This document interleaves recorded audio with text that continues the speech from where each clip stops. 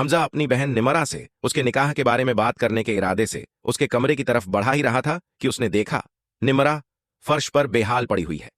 यह मंजर देखते ही हमजा घबराकर उसके पास भागा और उसे होश में लाने की कोशिश की, लेकिन जब कोई जवाब न मिला तो वह जोर जोर से पुकारने लगा। शोर सुनते ही घर वाले भी आ पहुंचे। हमजा ने फौरन एम्बुलेंस बुलाई और सब लोग मिलकर निमरा को हॉस्पिटल ले गए। डॉक्टरों ने तुरंत इलाज शुरू कर दिया।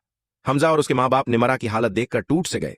तभी अलीजा वहां आई और बोली, अंकल, आंटी, निमरा दयान से सच्चा प्यार करती थी, इसी वजह से उसने ये सख्त कदम उठाया।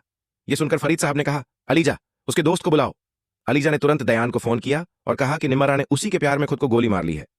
खबर सुनकर दयान पागलों की तरह हॉस्पिटल पहुंचा और फरीद साहब को आदाब किया। अलीजा ने कहा, फरीद साहब, निमरा इसी लड़के को चाहती है। उसी वक्त डॉक्टर आए और बोले कि निमरा को होश आ गया है। सब लोग खुशी से उसके कमरे की तरफ भागे। निमरा ने दयान को देखा तो हैरान रह गई। हमजा भाई, ये यहां क्यों आया है? उसने पूछा। अलीजा मुस्कुराई। निमरा, तुम्हारे माता पिता दयान से तुम्हारा निकाह करने पर राजी हो गए हैं। निमरा की आंखें खुशी से चमक उठीं। फरीद साहब ने दयान से कहा, निकाह अगले हफ्ते होगा। इसी दौरान अलीजा ने हनान को फोन कर कहा कि वो उसे लोकेशन भेज रही है, वहीं मिलना। वो दोनों रेस्टोरेंट में मिले और सिकंदर की फर्म को बर्बाद करने की योजना बनाई।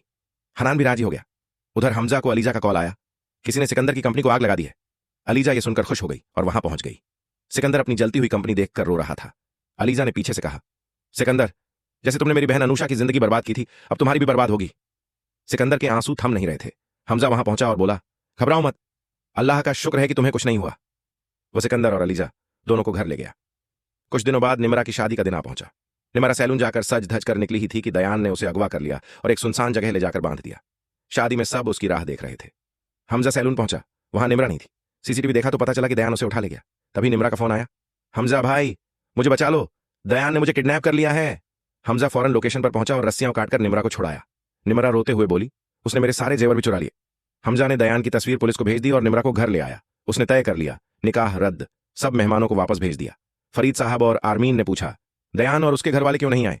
हमजा ने सख्ती से बताया कि वही लड़का निमरा को अगवा कर भाग गया। इधर यह खबर सुनकर सिकंदर टूट गया। उसे अनुषा का दर्द याद आया।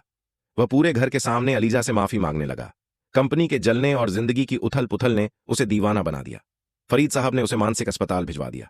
हमजा घर लौटा तो उसने अपनी मां को अलीजा से कुछ छुपाते हुए सुना। आरमीन कह रही थी, मैंने तुम्हें सीढ़ियों से धक्का दिया था, अब मैं हमजा की दूसरी शादी करवाऊंगी। हमजा गुस्से से फट पड़ा, मैं आपको कभी माफ नहीं करूंगा। वह अलीजा का हाथ पकड़कर उसे अपने नए घर ले गया। दोनों एक दूसरे से गहरा लगाव रखने लगे। कुछ अरसा बाद उनके यहां एक बच्चा पैदा हुआ और दोनों की खुशी का ठिकाना ना रहा।